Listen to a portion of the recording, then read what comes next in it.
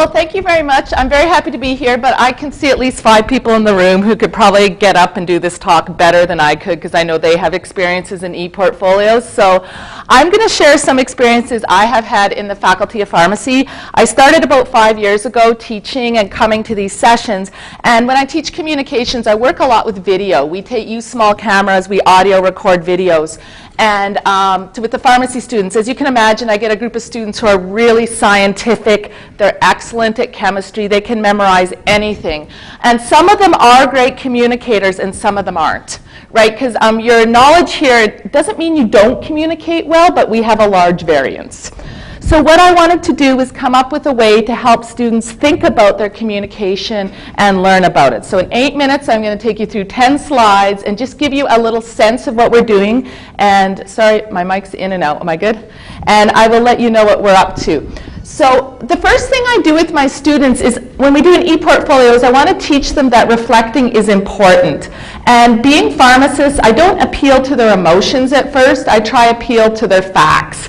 And I tell them that formal reflection by health professionals, is it okay, because I'm hearing myself up and down, actually increases diagnostic accuracy and reduces medical errors. And they're all, as you come into any health profession, I get the first years, they're scared of making a mistake. So if I tell them this will help them stop making mistakes, it usually tweaks their interest a little bit. I also tell them that it's really important to develop an e-portfolio and reflect, because insanity is doing the same thing over and over again and expecting different results. So if you're communicating in the same way, but you don't see what it looks like with the patient and what the reactions are, you're probably not going to get better, and we might call you clinically insane.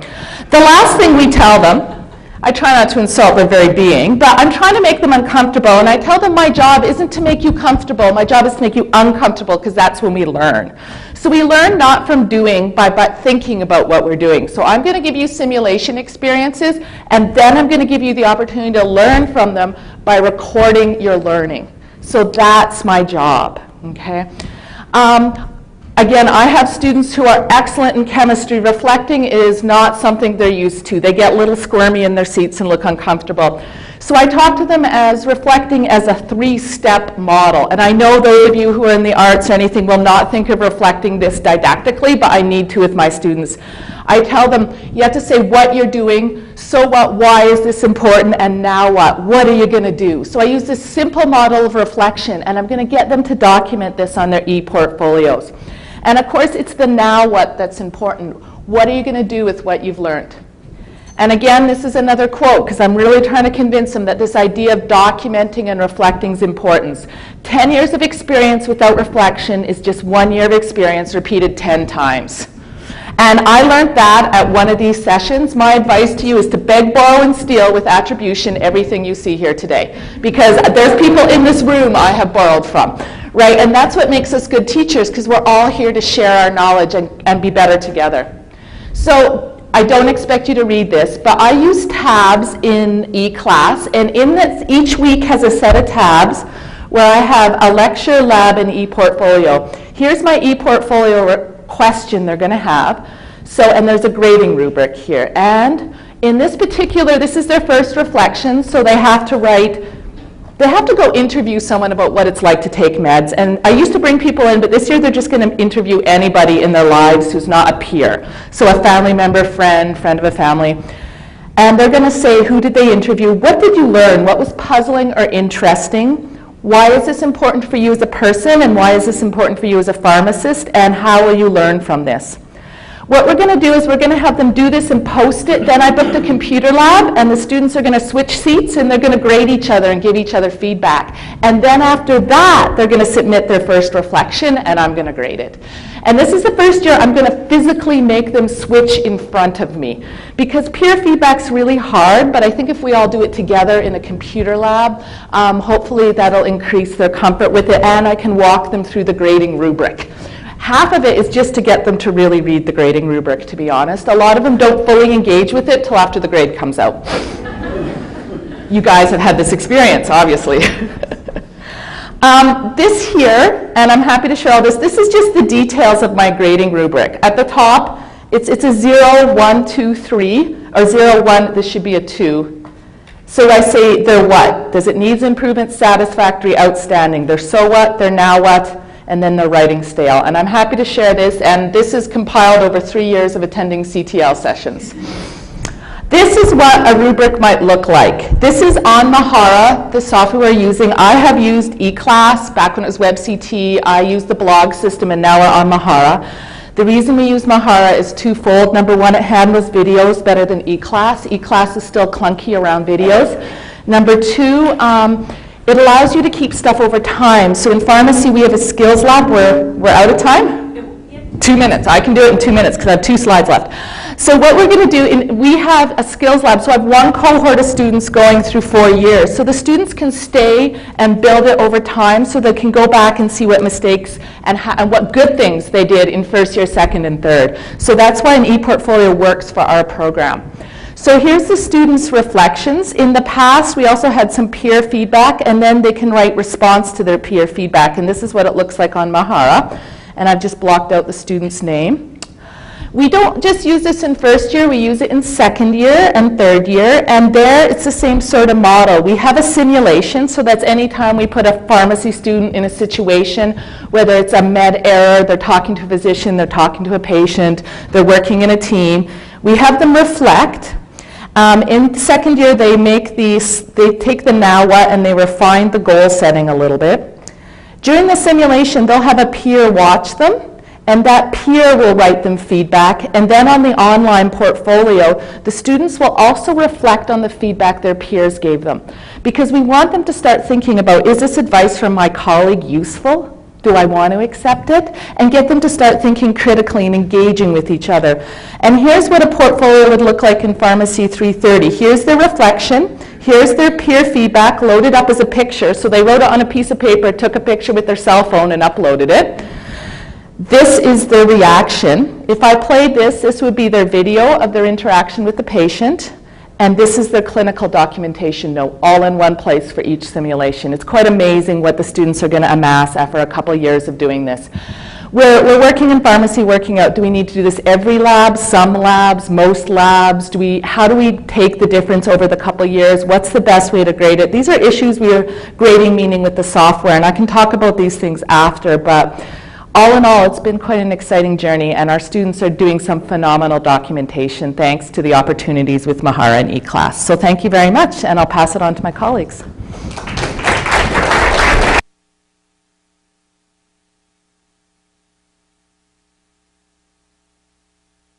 CTL, yeah, I'll just, a couple of years ago, and I had the same experience where the person just before me did a much better job of what I was going to be presenting. So what Lisa has shown you is what we're working towards at Augustana. I've been Associate Dean of Teaching at Augustana for the past 3 years. I just finished my term here. And one of the projects I had, one of the things that convinced me to be Associate Dean 3 years ago by then Dean Roger Epp, was to help students articulate their learning. One of the frustrations that we've had at Augustana is we've experienced students who've gone through our programs, tried to teach them something about writing, thinking, research, that sort of thing, but when they have graduated, they have a hard time articulating what they've learned. Sometimes they don't even know that they've learned something. And so during my 3 years as Associate Dean, I was trying to figure out ways of trying to get students to engage in their learning, try to get students to, as opposed to just thinking of a course as a box to check off, think about a course as a potential for a life-changing experience, to change their behavior, to change their thinking. And during the research, I came to the conclusion, as many of you probably have come to, is that e-portfolios makes the most sense. But I have to be careful here. Even though this is a technology conference, the technology is not the focus. It's just the platform. It's just the tool. This kind of reflective process, this deeper learning we're trying to get with our students, could be done with anything. It's just that an e-portfolio just makes the most sense because, as Lisa was demonstrating, you can post different kinds of artifacts, be it video, graphics, or podcast, and it's just much more amenable to the different kinds of learning that students do. So last year, the last year of my term as Associate Dean, we implemented a very small e-portfolio pilot where we had about 4 or 5 different instructors that tried to use e-portfolios in their course. And one of the things that I was going to emphasize, same thing that you found, Lisa, is that I think e-portfolios make the most sense when they're implemented across a program as opposed to just a single course. Because this is the first time we tried it, these were implemented in just single courses. And so I think the results will improve as students are able to come back to it year after year after year. But this is just a start. So just a couple things that we learned from our own pilot I wanted to share with you. First one there that I'm sure all of you have become aware of is you can't assume that students are tech savvy. I know we keep on talking about students being this digital generation, but it's simply not true. They know how to use Facebook. They know how to use some kind of word processing software, but not much more. So you've really got to be careful with what you assume with students. Some are going to be just excellent. You give them an e-portfolio platform and they just take off, it's no problem. But there's a lot who need some hand-holding. So I was going to say that it was really good to see you, Lisa, that you've got a template for your students to use. And that's one of the things that we found. Have a template for the students to use so that they could get an idea in terms of what the expectations are. And like I said, you've got to be prepared to get those students up and going on a particular platform. The one that we decided to use at Augustana was Google Sites, which is freely available through our Google Apps for the U of A, and we found that really easy to use. I stumbled upon it just a year and a half ago or so, and I got my own e-portfolio going up in 2 hours without any training, so it's really easy to use. One of the things to note, though, and this is something that another colleague of mine was telling me, is that's great that you're using Google Sites. It's really easy, it's fairly flexible, that's great. However, because the technology is not the focus, if you get students who are comfortable with technology and have their own digital platform, let them use whatever they want. It doesn't have to be Google Sites. It doesn't have to be Haave. It doesn't have to be WordPress. They can use whatever they wish. All I want at the end of the course or the end of the program, send me your URL so I can see your e-portfolio. That's all I need, okay? I mean, it doesn't happen just at the end of the course or the end of the program. You're giving them feedback all the way through. We also found that with using Google Sites is that there are, because it's Google, there are tons and tons of resources out there for that people are sharing in terms of how to post video, how to change the organization of their e-portfolio, that sort of thing. And it's really helpful to students who aren't tech savvy to collect those websites and post them for them.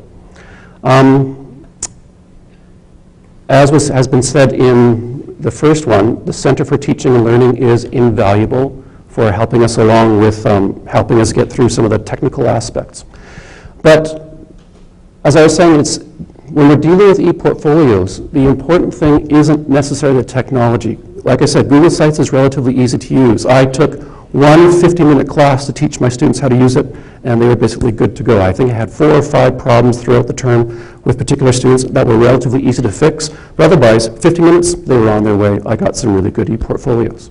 So relatively easy to use. But what was really important, and I think this is what Lisa was also saying in hers, is that you've got to be really clear about the point of the assignment. You've got to be really clear about the criteria for what you're expecting from the students. And of course, what helps there is having a really good rubric. We're still developing one down at Augustana. But otherwise, students find that this is just another hoop to jump through. They don't necessarily take it on as a learning opportunity for themselves to really consider what's going on with their own learning. So, probably the most important thing about e-portfolios has nothing to do with the technology. The most important thing with e-portfolios is helping the students to understand what self-reflection is and what critical self-reflection is. And how, 2 minutes? Thank you. And also how to deal with colleagues' statements or colleagues' suggestions. So things like, how do I learn? What do I learn? Something that students never think about. What's my learning philosophy? Am I just here to get a credit, or am I here to really change my thinking? Am I here really to give myself the intellectual tools to continue on after this? Or am I just doing this course just to put it someplace and I don't care, I just want to get into medicine, okay? Why are you there? What are you doing there? And so helping them to do this is think about, okay, so where do you want to go? What are the skills that you need? Have you thought about that? Have you thought about anything beyond your degree or your program? What are you going to be doing afterwards? What things are really important? When I did this in my molecular cell biology class in the fall of last year, in that very first class where I was getting to learn how to use Google Sites, after that class, I already thought ePortfolios has been a success. And the reason for that is that one of the things that I did is I gave them the template. And I'll show you one example here. And on that template, too bad. Anyways, then I'll just describe it. What I did on the template was, what I did on the template is I put on the very, very top the different skills that I wanted them to reflect on. So writing, critical thinking, research, and speaking, because those are the 4 skills that we have embedded in our program. And I got all these blank faces. And I said, you guys know that these are skills that you're learning throughout your program. So you don't know that it's about writing skills, how to think, how to speak. And they had no idea that these were skills embedded in our program. And so just by raising that issue, their learning had increased. And one of the things that are really important about ePortfolios is getting to engage with their learning. That's probably the most important thing. Thank you.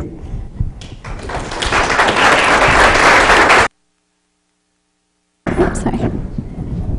Okay, thank you.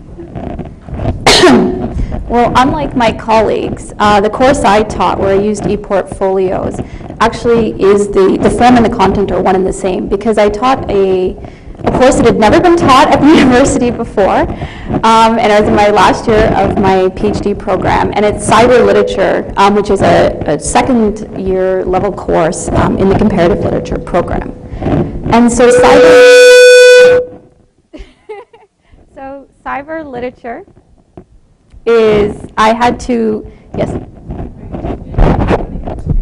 You think the name tag is the issue? Okay, let's get rid of it. All right. Okay. So cyber literature for me meant something. I had to go and research this because it's not obvious what exactly that is.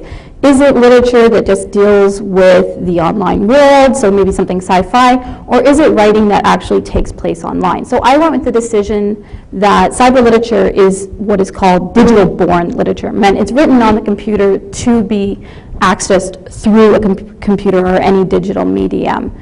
And then I had to make the decision, okay, how do I want to set this course up in terms of assignments, and how do I want students to engage with technology, and particularly e-class or the online environment? And I decided that if most of the readings I was assigning to the students were going to be read online, so it was my decision to make almost all of the readings for this course available online, then it made sense to also ask the students to submit their assignments online, and that there would be no paper, absolutely no paper at all in this class. So I came to the Center for Teaching and Learning, and I said, okay, I've done a little bit of research of where this course has been taught in different, sort of under different names or in different ways at different institutions and universities. So what do I want to achieve? I wanted to use eClass to create 2 different types of group assignments. And I came to the Center for Teaching and Learning because I didn't know how to set this up. And as has already been mentioned, students are very good, or at least I assume they're very good with social media and Facebook, etc. I also think they're quite good at blogging. And I was, sort of a weird anecdotal phrase, my husband reads a lot of hockey blogs, but you would be surprised how passionate and articulate some of these responses to these blogs are. And I was like, okay, well, this is something that I want my students to do, but with theoretical and online literature. And yeah, we did talk about hockey blogs later in the course, because obviously blogging is an important part of the online community and part of online writing. So I came to the Center for Teaching and Learning, and I said, I want to create an online forum, or I want to have this place where students can dialogue with a question that I've assigned, and then with each other in a small group format. And initially I was thinking, okay, I had these grandiose ideas. I'm like, okay, each student's going to have their own blog. It's going to be amazing. Yeah, not so much. Privacy is a huge issue. If I had the students create this blog, then I'm opening up their blogs to basically the entire world or anyone who wants to read it. And as I talked to someone who works in Center for Teaching and Learning, this issue of privacy definitely came up. And this is when I made the decision, okay, how can I achieve the same, I guess, sense of community, but in a private setting through e-class. So this is where I came to. I'll just show you here. It's called a critical comment assignment. So what I did is I gave sort of, I guess, more or less the instructions for what I was looking for.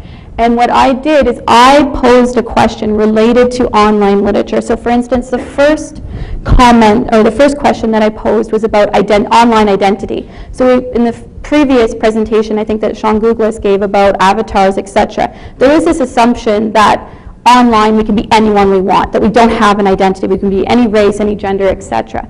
But from the research that I've done, that actually isn't true, and that we make a lot of assumptions about people based on the responses they give to online questions. So let's say your English is your second language, or you make a mistake, grammatical mistake, people will judge you on that, and they will make certain assumptions about you, whether in terms of your gender, your race, your class, your education, etc.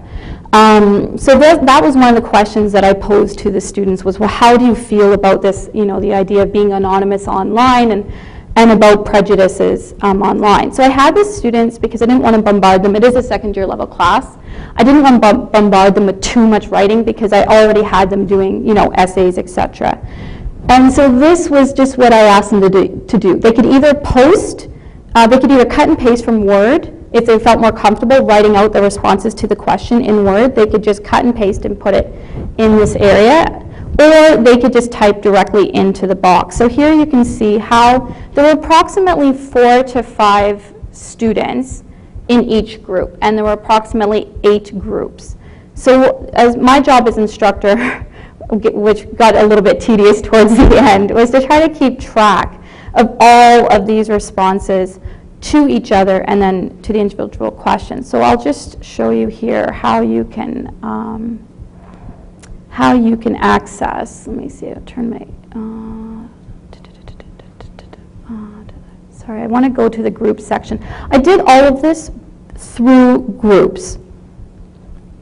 So you go to users, and then here you have a lot of different options. You have groups, so you can see how I have these, what looks like a sort of a crazy organization, but group A, B, C, D, E, F, G. So it was the Center for Teaching and Learning which helped me set this up. And so you can see here how each group has approximately 4 to 5 students. One of the challenges I would say with using this, it was a great platform. The students loved it, and they really took on board making critical and engaged responses, not only to my question, but I asked them to engage with one another. So it wasn't enough just to ignore what other people had said. You had to take on board and respond to that question in an informed way. So they couldn't just pass it off. And they were graded on it as well. But one of the problems, or maybe challenges that I faced, is that I wanted to get the course sort of running rather quickly, and I had an assignment due, I think it was towards the end of January, because this was a winter semester course, and students drop, and students add, and students come in and out. And so I really felt a little bit overwhelmed, I'm not going to lie, by juggling the amount of students that were coming in and coming out, because I really wanted to get this assignment going. So I can just show you as an example here. So student 2, whoever this was, there's a 0 there now because they dropped the course. And then I would have to go in and manually add each student here using the button down here, which is groups, and then if you go back, you want to auto create a group, etc. You have to create a group number for that student, and then you have to do some manual input into putting that student into a group as an individual, so they can respond to your critical readings on an individual basis, but then they can also participate in the critical commentaries, which I also had set up. So maybe that was also a bit of a challenge, was actually using the technology, figuring out all of these buttons on eClass. Okay, how do I add students? How do I put them in groups? And just keeping track of the number of students that I had and who was in which group. And it was also important to note to the students that the groups were assigned anonymously. I didn't want the students to think that somehow I was, just pulling pieces here and there and putting together, putting anyone with anyone. It was a random assignment that Moodle will create automatically for you. So I think that's all I have to say at the moment. But if you have any questions, again, it's a little bit tedious about the actual creation of the groups. So if you have any questions about that, I'd be more than happy to answer them. Thanks. Do we have any questions? We have a few minutes. I have a question for you. You mentioned that you had done some of the grading on the forms, and I'm just wondering what sort of assessment you would do on that, like the form. Yeah, so I had a rubric because I always use rubrics. And one of the things that I had on the rubric was, did you engage with the question that was actually posed? A, did you read the question? B, did you read the responses of your peers and take seriously into consideration those responses? And often that would mean naming that person. So, okay, student 10 said this, but I disagree, or yes, student 10 is right to say that this is such and such a, things. And then I would just look at the overall quality, the writing style, other, grammatical things like this. Because again, grading them on writing style and grammar also makes them take it more seriously. Yeah. Yes. I'm very interested in the use that you made of e-portfolios, and you talked about it being program-wide as a more effective use. In what ways do you have students use earlier submissions later on in the program? In the pharmacy program, probably one of the, and every year it changes, just so you know, and I only have direct influence over my courses in first year. But we have had them share their videos with preceptors as they go on site into real pharmacies at the end of first year. That was probably one of the most exciting things. And sometimes they'll even share, depending what the instructor and who's in charge of those, they've shared either a video or a reflection. I find the preceptors, what I've heard is they like to see a video of the student. It tells them a lot about who's coming to see them. I know in second semester, they actually, the way one instructor had set it up is they reflected regularly and then they had to write a summative reflection at the end. I know between my two courses, the first assignment in this course is to go back to your video from that course, use it, and actually, because it's a graded video, I have them grade it, and then I give them their grade form from last semester. So we engage in it a bunch of different ways. It's a moving target, though, and it's always a negotiation, right? And in some ways, that's difficult, to be quite honest, because you can only influence what you can influence, right? And we really have done this organically from the bottom up, not the top down. So maybe at some point we have to look at how we institutionalize it. And we do have other software. The preceptors have preceptor software. So we have a few competing things going on. It's good, though. And in mine, Wendy, because it was a pilot, so a little bit of an experiment, I tried to recreate what I envisioned for a program within one single course. And so I had them submit 4 or 5 short writing pieces throughout the term. And so they were, and what I did is they get the feedback, and of course students all say, well, can I revise it and fix it? And I said, no, you can't. Go to the next one and use the comments from the first one to improve the second one. And so within that term, I got sort of what you're trying to do programmatically within one course. And I had a couple, most students, I would say, didn't get that very well. We just need to be better about having students understand what it means to reflect and reconsider what they did and reapply it to something new. Don't always just go back to revising what you did. Let's take that lesson and learn it in a new situation. I had one student, though, who handed in a piece, and he was so proud of it because he thought, this is going to be really good for my critical thinking. And I looked at it, and it was abysmal. And so I gave him all this feedback, saying, you didn't do this, didn't do this, didn't do this. Why didn't you think about, and he was so embarrassed. He said, what am I going to do, Dr. Haave? This has to go into my e-portfolio. And I said, well, got lemons, make some lemonade. Take that really awful assignment, reflect on it, and say, this is what I did wrong. I see what I did wrong. Now, the second assignment, look how much I improved. And he did that. It was fabulous. You could see the learning right there. So that's, I think, Only a couple students did that in a class of 40, so I think it takes practice for them to understand how to do that. But, you know, that was a success. I was so pleased. So I'm conscious we're cutting into your coffee time. I would encourage you to approach any three of them to ask any other questions you have during coffee, but I would like to thank them for a very engaging talk. We have some ideas now of how to use e-portfolios for reflection and how to use Moodle to engage our students in conversation, critical conversation. So thank you very much to the three of you for your talks today. Thank you.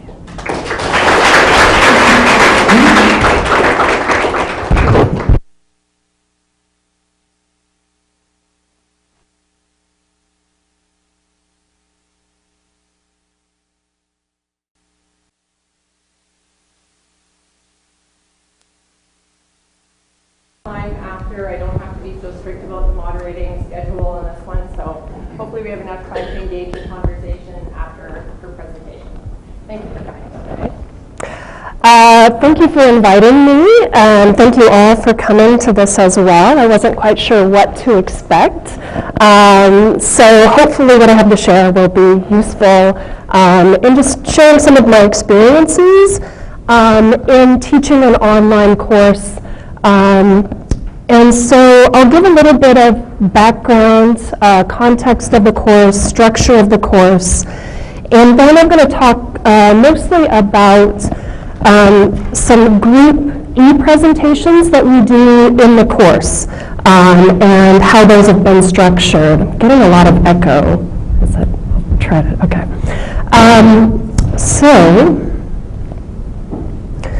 So the course is a graduate course on curriculum theory. We usually have about 10 to 15 students. It's taught entirely online in an asynchronous format. Most of the students in the course are full-time teachers, so they're working full-time and taking this course, doing it in the evenings and the weekends when they have time. I've taught this course 3 different semesters now. So I'll talk a little bit about some of my first experiences in teaching it and some of the things I've learned. This course also was a course that had been taught by other instructors, so some of the things I'm talking about I have to give thanks to those who have taught the course before, some of whom are in the room today. And some of the other ideas and things that I've incorporated have also come from other instructors and faculty members that I work with. So the course structure is primarily, the main content of the course is the weekly readings that the students do, and then integrated with that are supplemental videos, internet resources, and information summaries that I might put together to help support the readings and the concepts that we're looking at. The way that I've structured it over time is to alternate each week between group discussions one week and then more individual reflections the next week. And that's something I did after the first time teaching it and realizing that the group discussions for students are pretty intense, especially for people who are working full-time. So being able to do that for a week and know that they're going to need to check in every couple of days and then get a week where they can just read and do an individual reflection and give them a little break from that, and that seemed to have worked pretty well. Also, another thing I incorporated in the third time I taught it was doing some weekly video memos. So I actually, at the end of the week, look at all the discussions they've done, the reflections they've turned in, and summarize what I've seen, pull out key points, areas that need to be clarified, and I do that in a little video memo that I then post that they can view. And then the group e-presentations we do the last 4 weeks of the course. Another thing I want to say at this point is the first time I taught the course, I thought it was going pretty well. It was a new course for me too. It was the first time I taught this course. Not only online, but just at all. And I thought it was going pretty well until I got the student evaluations at the end of the semester. Found out they didn't think it was going very well. So I learned a lot from that first experience and have changed a lot of things, and now the course, I get very positive student responses from the course now. And some of the things that I changed and I learned, one of them was when I first taught the course, I realized that my teaching style in a face-to-face course didn't easily translate to an online course. In a face-to-face course, I generally teach classes at most 32 students. I set up activities, good activities, discussions. I have them working in small groups. I wander around the room, I listen, and then I pull it together at the end and bring together some of the things I heard and clarify. So in the online setting, I kind of did the same thing the first time. And I set up the group discussions, and I was reading them and, listening, but I wasn't putting that much input into their conversations. I was more listening to what was happening, and then I pulled it together at the end in sort of a written summary that I did for them. And the feedback I got at the end of the semester, one of the things was they felt that I wasn't there. They don't see me reading those discussions. And so I really worked to come up with some different ways to make sure they saw that I was present and engaged. One of the things I tried at one point, so initially I did those weekly summaries in written form.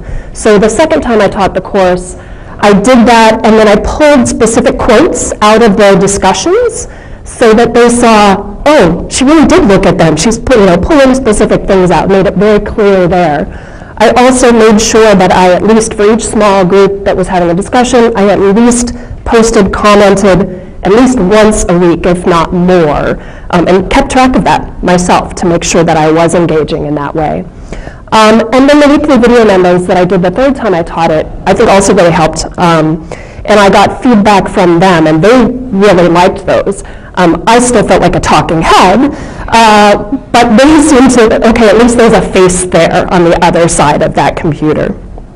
The other thing I did is, midway through the course, I made sure that I got some feedback from them so that I knew how things were going. Because the other thing online, you can't see them looking confused. You can't see them looking frustrated. And so I found that I really needed that more of a check-in with them to make sure there weren't things that I wasn't seeing. So, moving on to the group presentations. And this is an activity that the previous instructors used, and I just kind of continued. But I found that it works really well and gives the students a chance to apply some of the things they've been learning in the course, and really turns the learning over to them. So for this assignment, the course is set up as sort of a historical look at curriculum development. And then at the end, we focus on more contemporary curriculum issues. And so in the assignment, they create an online presentation on a topic related to a contemporary curriculum issue. And I'll go through some of the specifics. So this is a group assignment, and usually there's 2 to 4 students in each group. Students choose from a predetermined list of topics. So I usually give them more topics. We usually spend 4 weeks doing this. Each week is a different topic, and I usually start with 6 or 7 and let them kind of pick which ones they are more interested in, and they get to sign up for the topics they want to focus on. We use a variety of online tools. So remember, this is asynchronous. So the students who are going to be viewing the presentation are not viewing it all at the same time. So I offer them basically so they can use whatever tool they would like depending upon their comfort level with technology. And I do have students in this course with a wide range. Some who have taken courses on Web 2.0 tools and are very comfortable, and others who this is their first online class and they don't use computers that much. So I give them a variety of options. And in general, most of my students have either created a wiki, a Prezi, a Google presentation, so basically a PowerPoint that can be accessed through Google Drive, and and maybe we've had a few screencasts maybe embedded within the presentations as part of them. The other guidance I give is that the presentations should take other students approximately 45 minutes to work through, plus additional time over the week for discussions. So there needs to be an interactive component, so it's not just here's information, other students look at it, but there's also got to be either some sort of discussion or some other interactive piece. And students have done a number of different things for the interactive piece. They generally all do some sort of discussion, and then they've also done surveys, voice threads, other ways that students in the class also give input and respond to questions as they're working through the presentations. I do give them a rubric, and I really focus the rubric on the content. It's not about what tools they use. It's not about the technology. It's about the content and organization. So these are the key areas that are on the rubric. Thoroughness and organization, connection to course concepts, connection to teaching and educational experience, class engagement in the presentation, so that's that interactive piece. How are they getting other students involved, not just reading through the material? They have to cite their sources, so they're having to pull from readings we've done in the course and additional readings. I also give them an additional list of readings for each topic that they could pull from, and then they are also supposed to go out and find some additional ones. And then reference format. So I pulled up an example. This is a wiki that one of the groups put together. And so you can see they've pulled in some visuals. They have a little introductory piece there. And then over on the left, you can see these are the sort of subheadings. So each of these has information, and I can pull up, since we have a little extra time, I can actually pull up this site and kind of show you some of the things in it. They generally incorporate, and I give them some examples, so they get to look at previous student examples as well. And they tend to incorporate, so you'll see text and citations, prompting questions to get students to think about. They'll also include little video clips related to what the presentation's about. So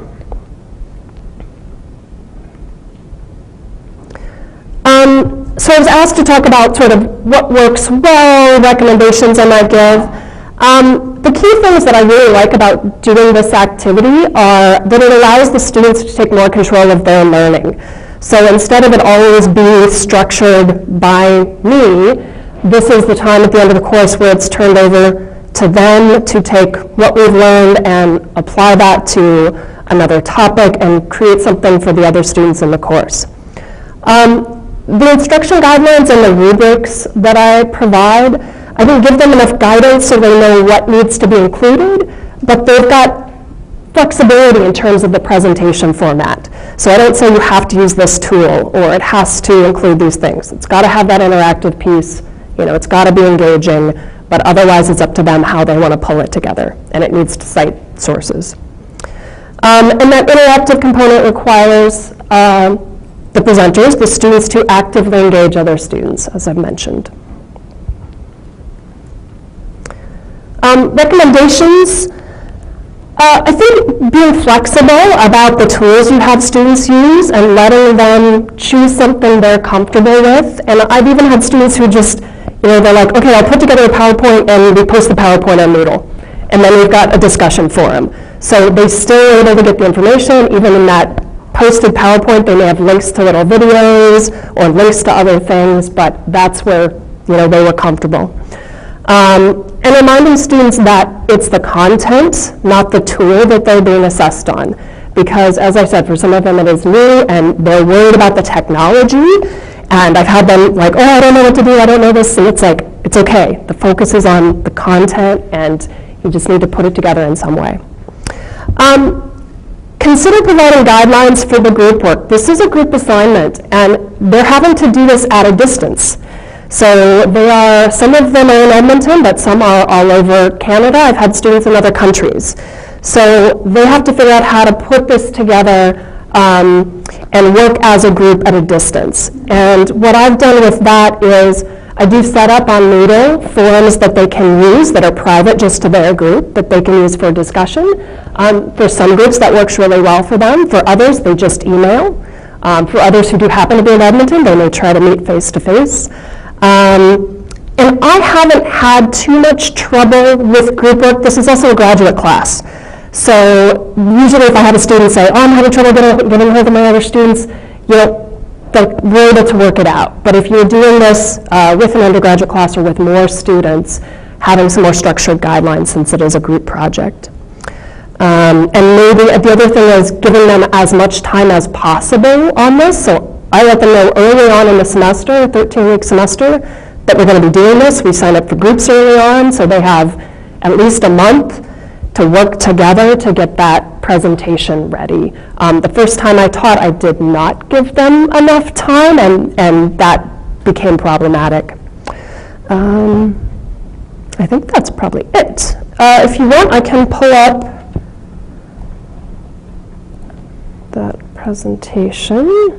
Oh, so just to show, so here's, so I do the video memos. So I'll do that. So there's a little 10-minute clip of me doing the summary for that week.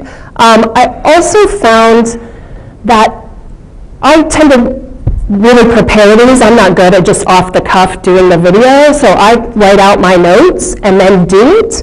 And I actually post my written text underneath, because I had some students who had trouble viewing the video, either connection or whatever, so I have the written text, they can read it through, they can watch the video. The wording may not be exactly the same, because I may say it's slightly different in the video, but the main ideas are there, and I found students appreciated that as well. So here's this one. Let's see what kind of things they have in here. So this group put in some statistics to support what they were looking at.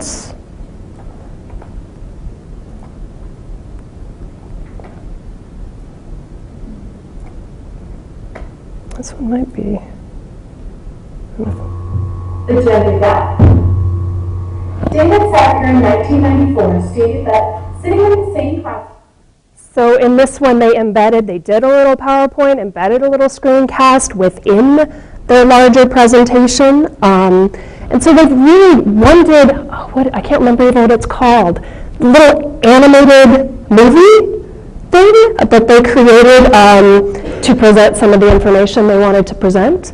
So a lot of different ways that they went about this. And I find every time I do it that I'm always impressed with what they come up with, and great way for them to share and learn from each other. So, does anybody have questions?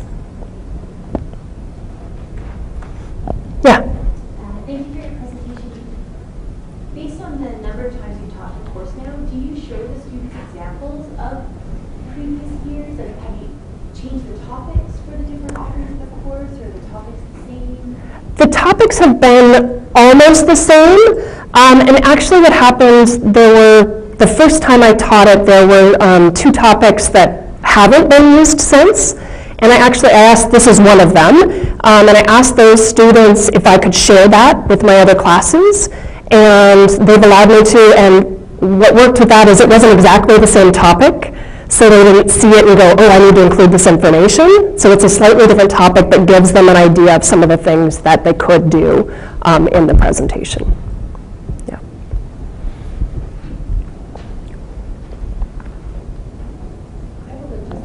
Yeah.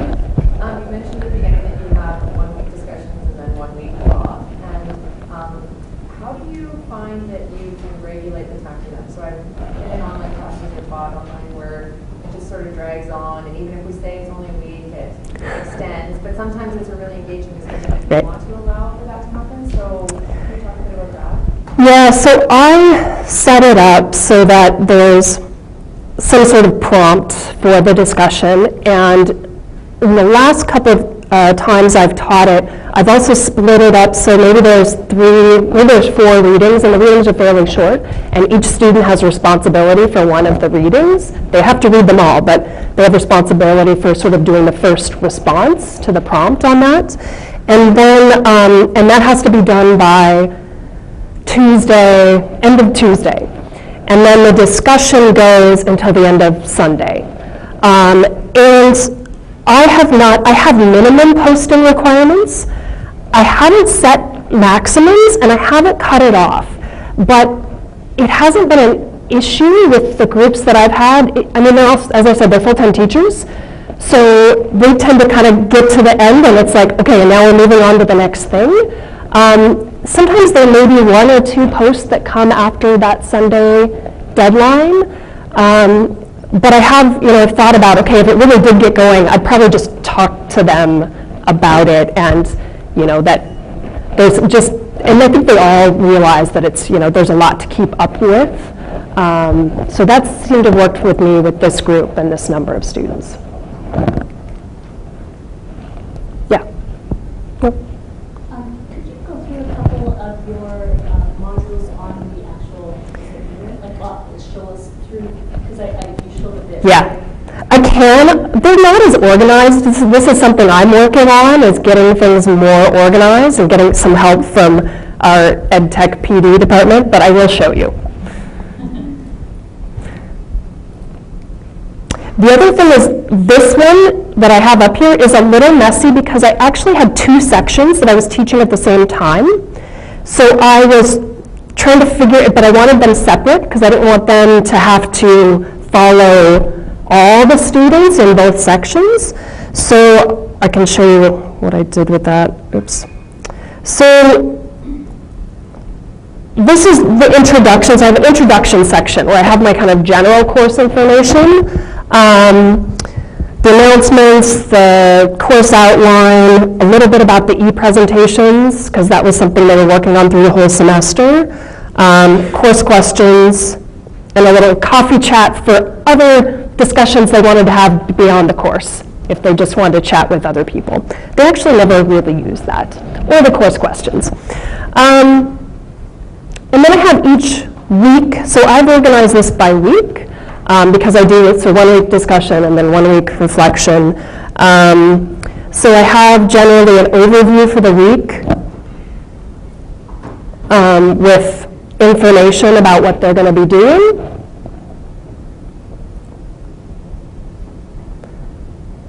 Since that was the first week, I had something up there about discussions and etiquette with discussions, a link to how to use the Moodle discussions forum, and then this is the actual discussion that they did. And I also did an intro survey. And then in the following weeks, in week 2, I also have the video memos, but there's 2 for the 2 different sections. That's how that is. But yeah, there's some better ways to organize it. I know for a course I'm developing for fall, there's a tab format that you can use, and I'm going to be moving towards that because it makes it a little cleaner and more clear of like, okay, here's the overview, here's the assignments or activities for that week or that module, here's any rubrics or anything they need. So, yeah. Hi. It's my assumption that at the end of each project, all groups can see each other's project. Yes. Yeah. Do you have any difficulty in evaluating this project, even though you have rubrics? Yep. But there are some groups that put so much into technical things that they think they really succeeded. Do you have a lot of trouble explaining that? I don't, because as I said, I really focus on the content, and even no matter what technology tool they're doing, if they've addressed the content and in some way made it engaging and interactive, even if that's just a discussion forum and some links to some videos or something and not just all text, I haven't had an issue with that. But it's also a graduate course, so there's not a huge range in terms of how they do on the assignments. Your comment that the face-to-face, you have to learn how to teach Yeah. online. put up a little bit of my question is, did you find yourself changing rather than kind of 1 hour snippets? You started changing in different time periods. I see a week now. Yeah. But I've heard other people say you should never have anything longer videos than 15 minutes.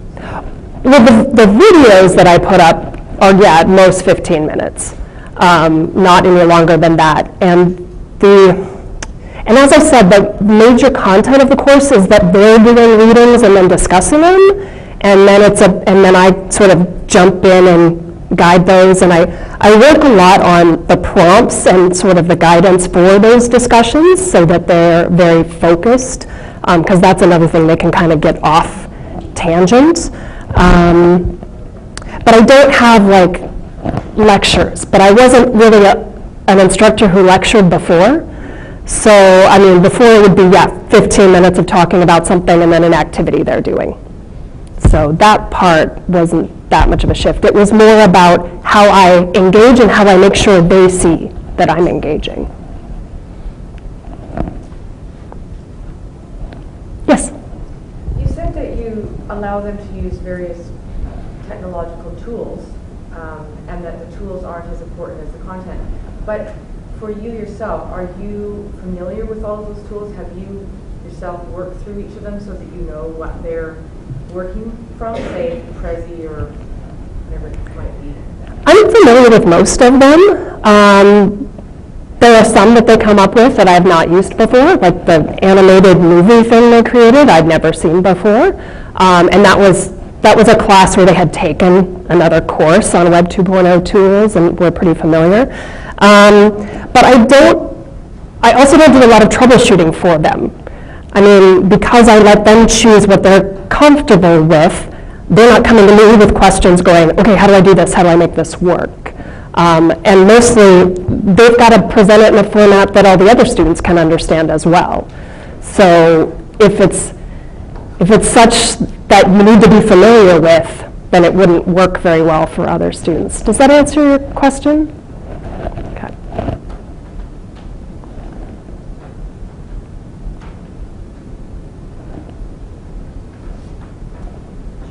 Yep. You're talking about group work with undergrad group motivation.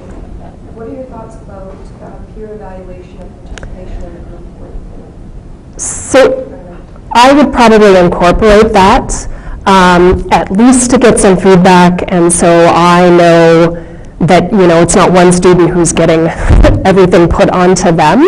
I haven't done that a lot. I'm not sure I have real great strategies for that, but I think that would be an important piece if you're doing this as a group project at that level.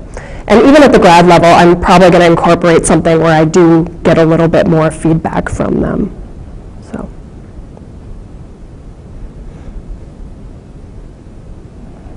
Yeah. Are you getting participation in this class? So they do get, part of their mark is from their engagement in the discussions.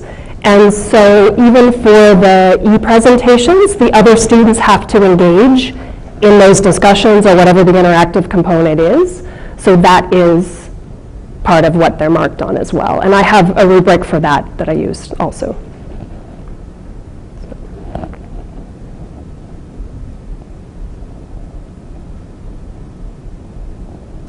There's no other questions, and of course you can follow up with people afterwards as well, but we'll end the session, like I said, a few minutes early, and hopefully you can stay and mingle until the next keynote. But I'd like to thank Dr. Pegg for coming and for doing it solo today. So if you would help me